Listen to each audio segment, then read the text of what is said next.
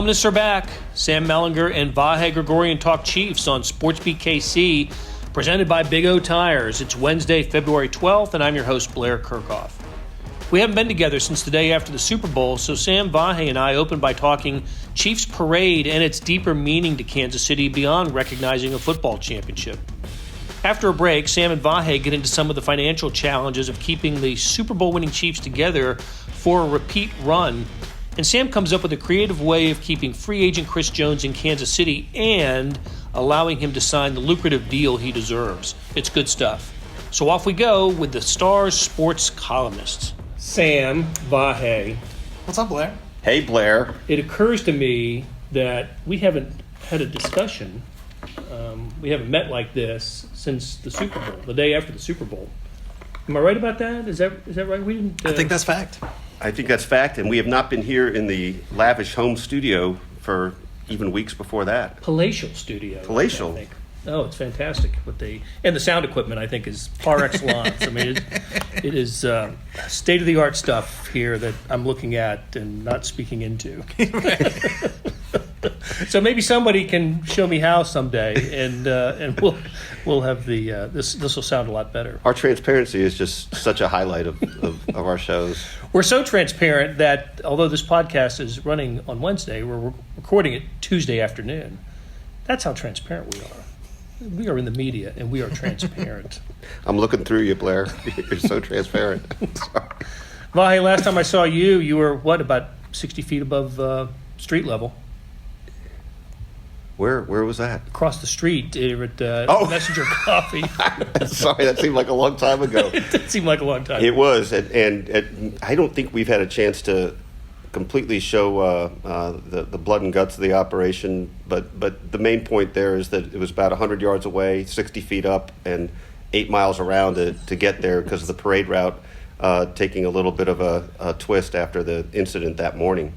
But some quick thinking on the part of Chris Fickett and some others got us to Sam McDowell. Sam McDowell, of course, took charge. The kid, just took charge. Junior.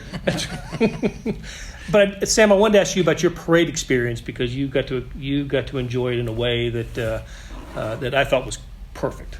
Yeah, it was cool.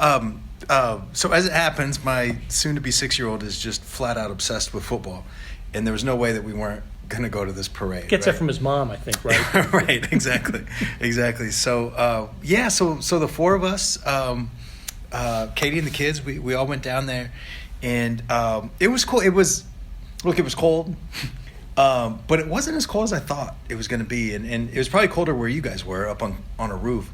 So it's a big crowd, so there's body heat and stuff like that, and it was fun. I mean, everybody is in a great mood, obviously. There was one woman who came up, and I didn't know how the kids would react. It was like Sammy had a couple of his buddies with him, but she just came up and got down on their level. So she's a grown woman, probably 5'8", 5'9", whatever, and these are 5 and 6-year-olds. And she just bent down with him and just goes, oh, just chops right in front of her. Yeah, let the record show that Sam is chopping. And they just kind of stunned, what the hell is going on? I've never seen this, So that was a good moment. But they had a blast. It was, it's all the stuff about a championship parade through a kid's eyes, right? It's the players that he's watched on TV. And now they're not in a helmet. They're not in a uniform. They're on top of a bus and, having fun. It was fun. It was great. Where'd you guys set up shop? So we were actually a block from me. I saw you guys on top of Messenger. We were at 16th or 17th or whatever. I thought about taking a picture of you guys and zooming in and sending it to you. And I was they're working. It would have been fun if you threw a football up to us up on the roof. That would have been a hell of a throw. It would have been a bit of a heave, but maybe we would have crossed traffic with all the balls being thrown to and from Patrick. Yeah. I take it. I can't remember if you were still at that spot, but we felt like we were kind of in a fortunately special place because that bus stopped. It did. Truck, whatever it was, a long time there. Very long time. Yep. And I think I have not been able to sort of do the Zapruder film on this, but I think that's the place where the ball must have been thrown that the guy ran into the parking meter from. It might have been. I didn't put two and two. Yeah. Because I think if you look at the background of the video, I think it's the old Star building. I think. I'd have to look again. Don't want to commit to that, but but at any rate, we saw him. We saw a lot of the interaction, and it was pretty cool. So, did you bring JB too? Mm-hmm. Yeah. So, did they get a view? Did they see some Patrick action? Yeah, up on shoulders, you can That's you can right. get some height. That's right.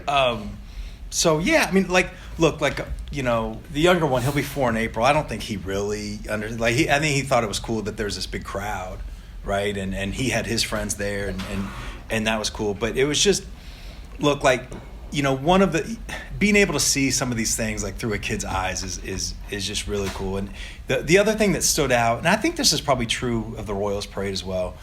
I know it was true of the Royals Parade. The coolest thing about these parades has been that it really looks like fans are having as much fun as the players, as the people. Like, and it is very much a joint experience. Whereas a game is one group performing and the other group kind of cheering on and screaming and encouraging and all that stuff, right? That's how these things go. But the parade is just both groups enjoying the moment together. And mutually, and that's guys on the bus. I know some people had a problem with this, but guys on the bus throwing a beer to somebody in the crowd, people in the crowd throwing a beer to somebody on the bus, somebody throwing a football to Andy Reid, he throws it back. Somebody throws a football to Patrick Mahomes, he throws it back. That person runs into a parking meter. But like, there's just it was just a very interactive experience that I don't know when are the other times that you get something like that? One of the things you make me think of, and this is something you've spoken to, I think, a little bit on Twitter. I didn't get to see this week's Mellinger Minutes. You might have gotten into it there. But to me, that was part of the thing to really appreciate and enjoy about this, that it's interactive. You're sharing it. Those players, by being as emotional and stimulated in various ways as they were bringing Chiefs fans into their world. They were just in a different way than you'd experience. I recognize that some people thought that was a bit much, but I just can't feel troubled in any way by it. It's just such a release. And I do wonder, though, I'm bringing it up to you as a father of 2 young boys. I don't think you were bothered by, like, that they saw that maybe they can't process it exactly what it was, but I don't think that bothered you in any way, did it? Not at all. And I'm not saying like I'm right and other people who are offended are wrong. And you know, look, our kids are basically like almost 4, almost 6. If they were 10 and 12 or 14 and 16, or I don't know, maybe I'll think differently, you know, after Super Bowl 64 parade, you know, that we had.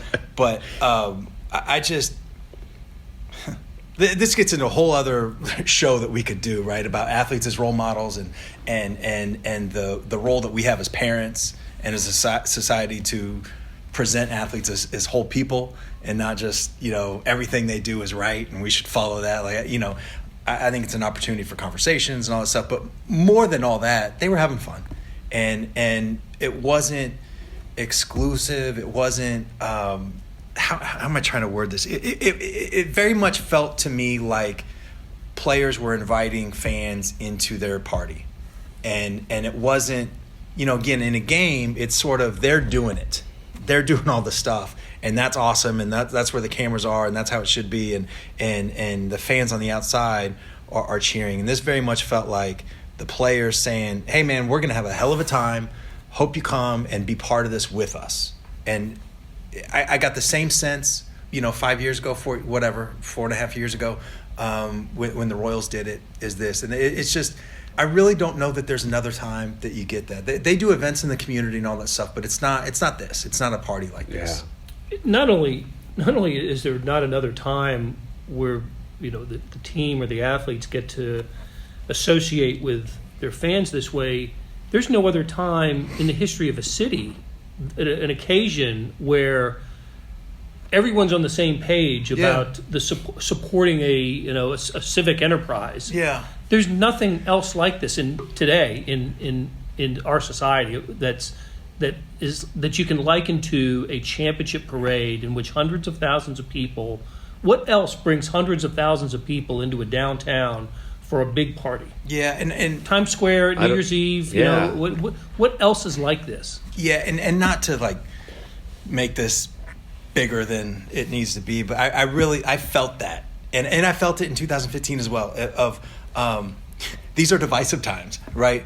politically, Kansas City has always been split between Missouri and Kansas and KU and Mizzou, and there's a million reasons for people to feel divided. But it really is, I mean, just on that block, like where we're sitting, I mean, you look around and everybody there has different beliefs or comes from different parts of town or whatever, and it's just none of that matters. None of it matters. There was a bigger cause. It was amazing. It was so cool. You were really in the crowd the whole time. We had a little bit of sort of walking through and getting a little stranded and stuff, but you did feel that, for lack of a better term, just diversity.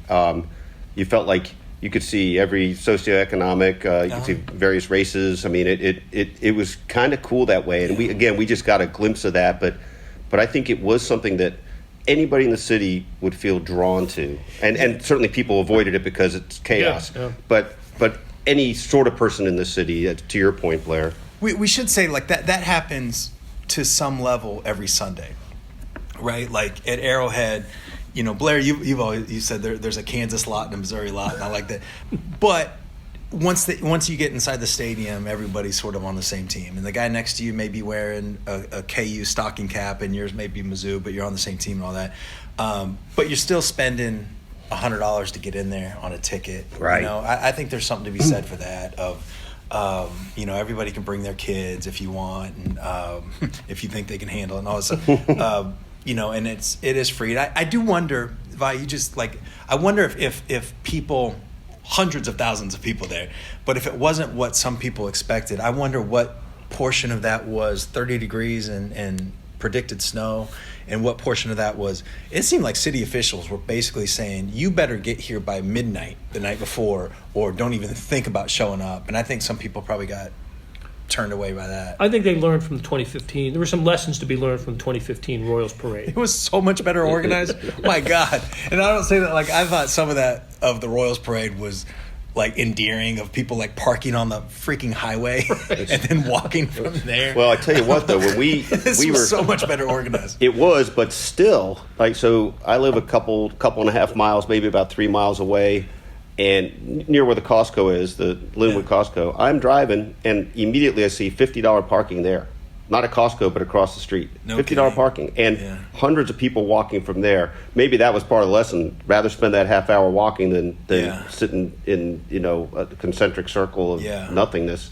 But also when we drove, when Chris Fickett drove us, Blair and me and Sam McDowell, around the perimeter to get to the other side. Remember up by, was that on Linwood? Was it Broadway? Broadway and Linwood in there, 31st. Again, that's not close. And cars were all over the grass, but at least they weren't on the highway. Yeah. I guess that was the thing. I was talking with a friend about this morning, actually, about there's some of the identity of both franchises in their parades of, the Royals was, I thought, super personal in a different way. And it was an explosion of energy and all that stuff. And this one was so it was just the NFL knows how to throw an event, right? And those maps were distributed, and everybody knew what streets were going to be blocked off and where to go. And look, and I'm not saying one's better than the other. There's good parts of both, but it made me chuckle about how much better organized this was. And the Royals were just like, look, man, show up. It's gonna be cool. With the Chiefs, it's you will follow the shrubs. Yeah, exactly. There will be order. Oh man. Okay, we spent more time on this than I thought. Let's take a break, and when we come back, we'll get into the future of the Chiefs. Our biggest tire sale of the year happening now at Big O Tires. Buy 2 tires, get 2 free on select tires in stock. That's 2 tires free when you buy an alignment and tire protection package. That's 50% off tires at Big O Tires. It's going on now, but it all ends soon. Buy 2 tires, get 2 free at all participating Big O Tires. Installation additional plus shop fee of up to 10% of non-discounted retail price, not to exceed $35. Hurry, sale ends Monday, President's Day. Hey, it's Blair. Hey, we have a special subscription offer for SportsBeat KC listeners, unlimited digital access to the Kansas City Star's award-winning sports coverage. Sign up now for 1 year of Sports Pass for access to all the sports news, features, and columns we have to offer. and it's only $30. That's a 40% savings off our regular rate. For your convenience, your subscription will automatically renew after the initial term at $50 unless you tell us to cancel. A lot of subscription services won't tell you that. They'll just sneak it on there. We just told you. Your subscription helps support the sports coverage of kansascity.com and the Kansas City Star. Please visit kansascity.com/sportsbeatkc offer to get this special offer. And as always, thanks for listening. All right, we're back with Vahe and Sam, and the parade is behind us now. Next play. That's what we're on to the next parade possibility. And for the Chiefs to get to a next parade, they're going to have to shape a roster, post-Super Bowl roster, with some players that we think might not be here next year that helped them win a Super Bowl. And I go back and forth. Look, it's only about a week and a half since the Super Bowl win, but it just seems like every time I listen to talk radio or any conversation I have about the Chiefs, everybody wants to talk about Chris Jones. Yeah. The future of Chris Jones. That says two things. One, it's the Chiefs have some decisions to make with impending free agents, but also how important he is to what happened to the Chiefs this year and just how vital he was in the Super Bowl. So let's kind of set it up. Just at kind of a Cliff's Notes version. I'll get it out of this is the Chiefs are going to commit a lot of money to their quarterback, and there's it's going to leave them with an amount of cap space that's not enviable. Something about $20 million, maybe. I was told in the 20s. In the 20s, which would make it difficult for them to give Chris Jones a long-term contract. Now, there are options for the Chiefs and Chris Jones. One is to franchise tag him and make him a Chief for next year. Another is to franchise tag him and trade him. There are some options with Chris Jones, but I guess what we're going to find out as the Chiefs work it out with Chris Jones is just how much of the post-Super Bowl, we all want to be back and keep this thing going versus how much of the NFL is a cold, hard business are we going to see here. And I guess it's a long-winded way of asking, is Chris Jones going to be a Chief next year? Well, one quick thought. I mean, how much would you say other factors are in play, like in terms of, I'm really just making this up, but let's say that will Sammy Watkins be back? How I don't know the ratio of what money goes in cap on his contract, et cetera, but how could that alleviate some of that? Will he be back? They got $14 million if they cut Watkins, and I think they love Sammy Watkins. Like, he hasn't been maybe worth the contract, but free agent contracts are sort of airport prices. He's been great in the playoffs, but if you can save 14 and then another 7 of dead money that goes away for 2021, I think that's why you have McCole Hardman and DeMarcus Robinson is also a free agent. He'll get a raise, but he's not going to make $14 million next year. So I just think that's a position of strength and depth. If you're trying to bring back Chris Jones, and I think the Chiefs legitimately, genuinely, sincerely want Chris Jones back, I don't think you can even pretend that you want to do that if you're going to bring back Sammy Watkins on that deal. And they may ask him to renegotiate or whatever, but then you're kicking the can down the road and you're not saving $14 million. I know that. I think that Chris sincerely wants to be back. I thought that before the way that he acted after the Super Bowl, and he has been effusive about he talks very much about a future of we here, and I think that's sincere, but I think he wants to be back with the Chiefs on a big ass contract. I don't think he wants to be back with the Chiefs on a franchise tag. So if you look at, I don't know if this really helps define it, but would you make the case that Chris is one of the 2 or 3 most important players on their defense? Absolutely, yeah. I mean, Tyron. Sure. And Tyron, maybe Frank, maybe Chris. Yeah. Those are the 3. I don't know. When I frame it that way in my head, I think how instrumental was he in this? Obviously, you look at the other side of the ball too, and what could be, as you put it, a position of strength where you could maybe make some numbers work better. I don't know. I think are pretty dialed into this, Sam. It seems to me they will do everything they can to try to make it work. Yeah, well, it might be limited in how they can do it. Yeah, the quarterback is going to make just a ton of money, obviously. But one thing, and I want to talk to some people that live in this world to make sure I'm not just completely off base here.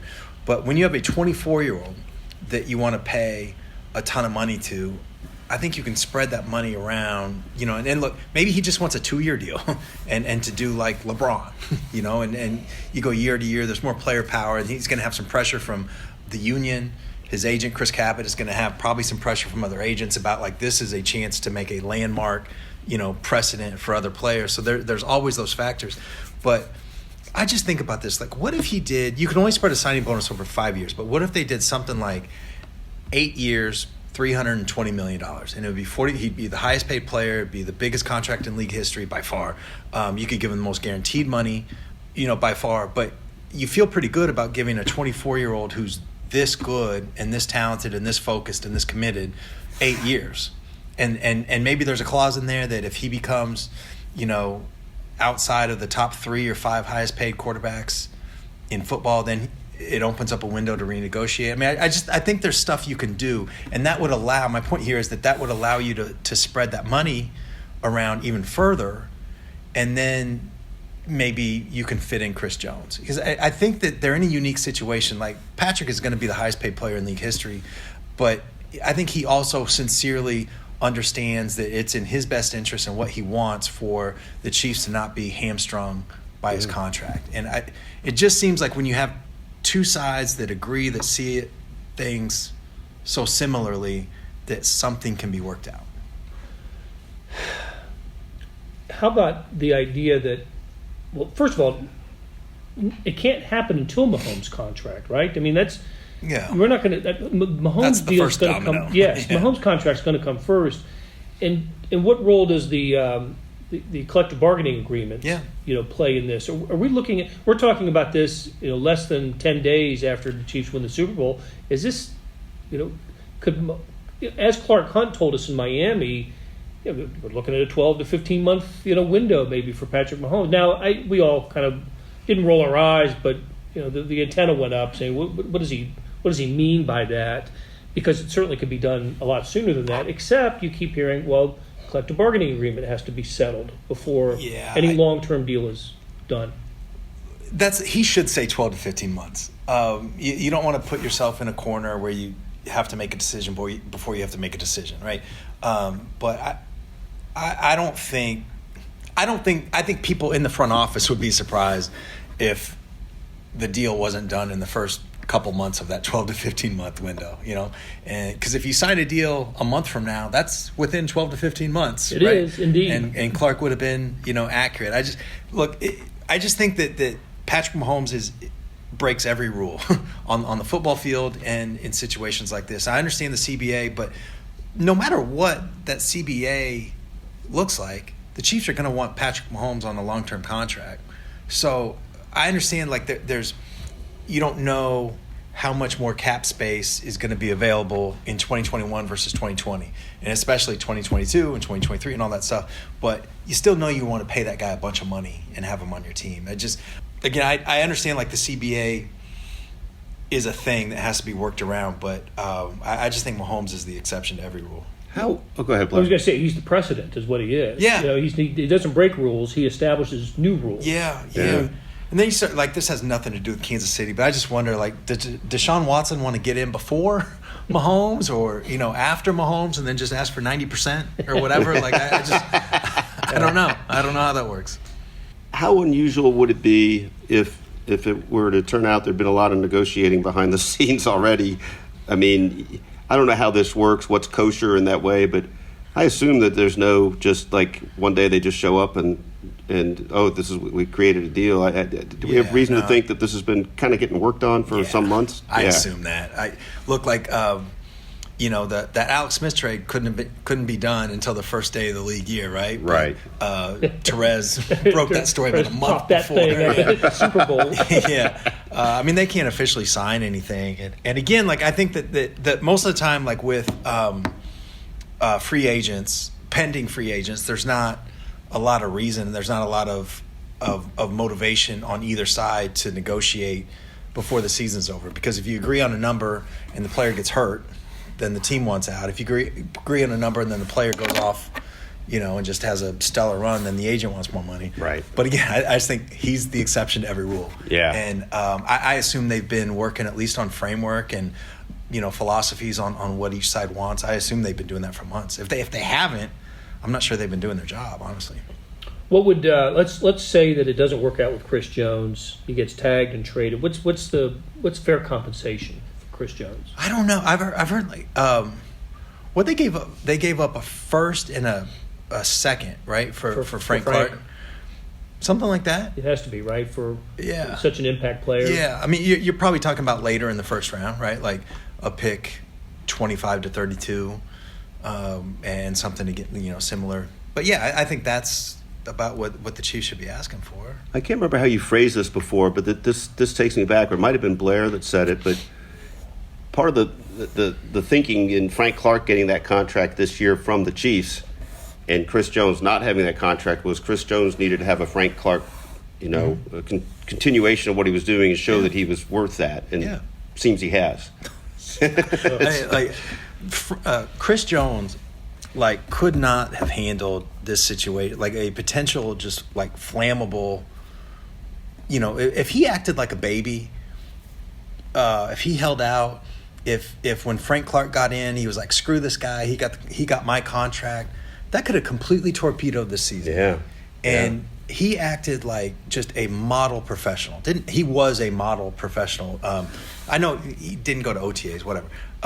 He was there first day. But didn't miss training camp. Right. The very first day, showed up on time, and not just that, but was focused, performed. He got hurt, handled that like a pro.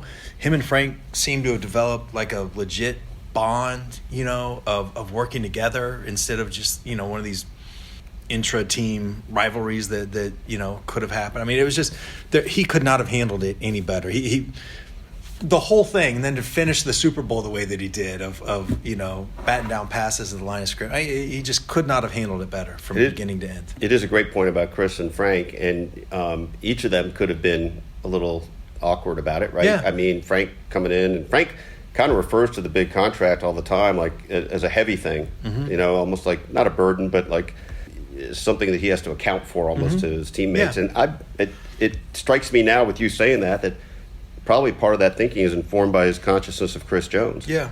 And it's of interest to me in the context of what you're saying too. Their lockers are right next to each other, and you could absolutely see a really flourishing relationship between them in that, and it couldn't have been that way if Chris weren't generous of mind in that. Yeah, and the potential was there, right? Not just the financial. I mean, just the way that humans are incentivized. But they're both big personalities. And, if that thing was going to blow up, it wasn't going to blow up like one little tiny firecracker. That was going to be a bag of dynamite, and it just didn't. They were stronger together. It was really cool. I'll add this too. Chris Jones had to go from outside to inside. He basically had to switch positions. With the scheme, with the scheme, and again, handled it like a pro, like a true pro. Yep. So, all right, let's before we wrap it up, and there's going to be a lot of time to talk about these issues over the next weeks and months. But let's just talk about a couple more players, or some decisions the Chiefs have to make with these players. Let's go to the secondary. Bashard Breeland and Kendall Fuller, the two guys that had interceptions in the Super Bowl, both free agents. Yeah. Both do raises. I mean, both are going to get raises. I find it interesting that, and my feeling is we're not going to see both of them with the Chiefs next year. Maybe neither, but I don't think both. I agree with that. I'm curious what you guys think about this too. But Bashad Breeland fits the profile of a guy that is going to get 3 years, $32 million or something like. I don't know. I'm just making up numbers. No, that's what I was thinking. Somewhere else, that somebody, Super Bowl champion, made plays. They're going to watch the last play of the Patriots game. How about the Detroit Lions game? The 100 yard. Yeah. Biggest defensive player of the year, I think, for the Chiefs. And Bashad Breeland has been on 2 years of trying to get paid, right? This was the plan last year, and he was hurt. This was a prove it deal. He proved it. I think there's some parallels you can draw with Tyrann Mathieu, what he did. when he went from Arizona to Houston, and now his prove it deal was $7.5 million or something, which is pretty sweet. But then he got paid with the Chiefs after he proved it. I just think Breeland's going to do something like that. Kendall Fuller's really interesting. I don't know what his market is. He's only 24. I think he'll be 25 by the time the season starts. But he's young. But it's just, I don't know what the market is for a guy that's in his contract year got pushed off his position. Right. I don't know. Maybe somebody thinks he's 24, he's really talented, he was good in that position, so we'll give him a big contract, or he might have to do a prove-it deal. And I think the Chiefs would be a good place for him to do it, actually. But I don't know. What do you guys think about this? Those two are really interesting. Let me just say this. I think there was a reason why I tried to interview Kendall Fuller the last few weeks of the regular season. He didn't want to talk. Yeah. And I think he was kind of ticked off about having to. Meanwhile, teammates couldn't praise him enough for the approach that he took, and again, it came up with the final statement in the Super Bowl, so that's going to work in his favor. I really couldn't add anything to it. I think you've brought up everything you would want to be thinking about on this. And having said all that, I feel like it's a little bit of a roll of the dice on either or both. But I think certainly not both back. Yeah. I just... I think with Breeland, part of, it's one of them good problems, right, from the wire. But, you just have to find the Bashaud Breeland of 2020. You got him to perform on he was making 2 or 3. I can't remember. It was a relatively small number, but you just got to find that again. That's the challenge of Brett Veach and his guys. And look, I will say this, and your logic is perfect on this, but that was a guy who made big plays, and Kendall did a time or two, but Breeland had a little bit of a knack. He did, yeah, absolutely. And it does make me wonder if that's as easily replaced, not easily replaced, but as replaceable as the financial situation might dictate otherwise. He handled himself like a pro. I mean, there was a time where he was getting flagged every time a ball went up, it seemed like, he had hands all over, and that just kind of went away. It's, and the plays kept coming as the season went on. But the question with Breeland, it's always been to me, is was he really talking to somebody on the phone at training camp 2 years ago? So I saw him in New Orleans, actually, for I went down there for this Tyrann Mathieu thing in April or May or whatever it was last year. And I was like, look, I want to talk to you about 2 things. I was like, I want to ask you about Tyrann, and we'll get to that. But first, you weren't talking to anybody on that phone. And he was like, I know everybody said that, but he's like, I swear, I think he said it was his agent or his mom or somebody. He swore up and down. I still don't believe him. Some people might not. He swore that he was on the phone with somebody. Might not remember what this is all about, right? But it was he was in camp to get a little look-see or vice versa. 2 years ago, right? Walking through the media parade, and all of a sudden he's on the cell phone as if he couldn't possibly be stopped. That phone, there was a chance that phone would have started ringing when it was next to his head. I don't believe that for a second. All right, guys, thanks for the chat. That'll do it for today. Thanks for listening, and a salute to our producers, Derek Donovan and Randy Mason. Thanks, guys. Links to Chief Stories and Mellinger Minutes can be found in the show notes on kansascity.com and the Red Zone Extra app. Hey, and if you're not reading Mellinger Minutes, you are missing out. It's like 10 of Sam's columns in one take. It's great stuff. And if you like what you heard today, and look, how can you not, leave us a review and a rating where you can. We'll be back on Thursday with another episode of Sports Beat KC, where we talk sports in Kansas City every day.